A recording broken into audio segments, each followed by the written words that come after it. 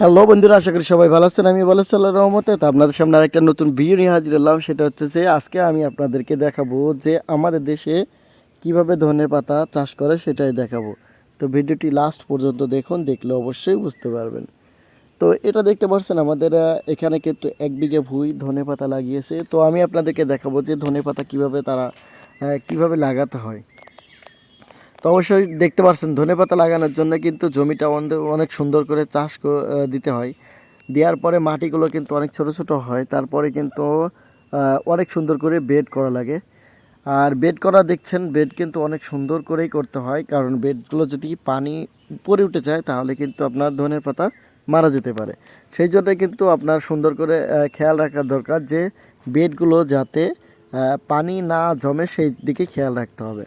তো এখানে দেখতে পাচ্ছেন আমরা কিন্তু বীজগুলো আগে ছিটিয়ে দিই। বাজার থেকে আপনি বীজ কিনে নিয়ে আসবেন, বীজগুলো ছিটিয়ে দেওয়ার পরেই কিন্তু আপনি সুন্দর করে এইভাবে আহ, সুন্দর করে বেড করে করে কিন্তু এগুলো লাগাতে পারবেন।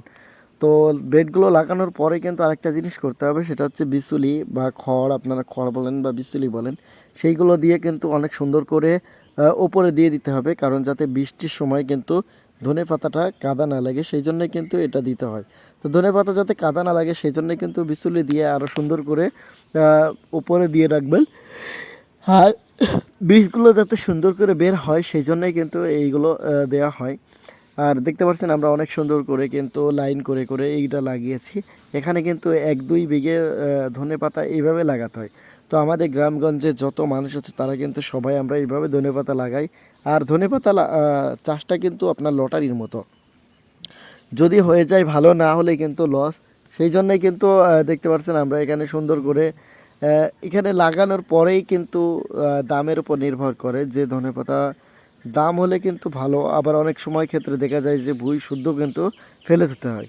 তো সব কিছুই দামের উপর ডিপেন্ড করে। তো ভিডিওটি ভালো লাগলে অবশ্যই আমার চ্যানেলটি সাবস্ক্রাইব করবেন নতুন নতুন ভিডিও দেখার জন্য।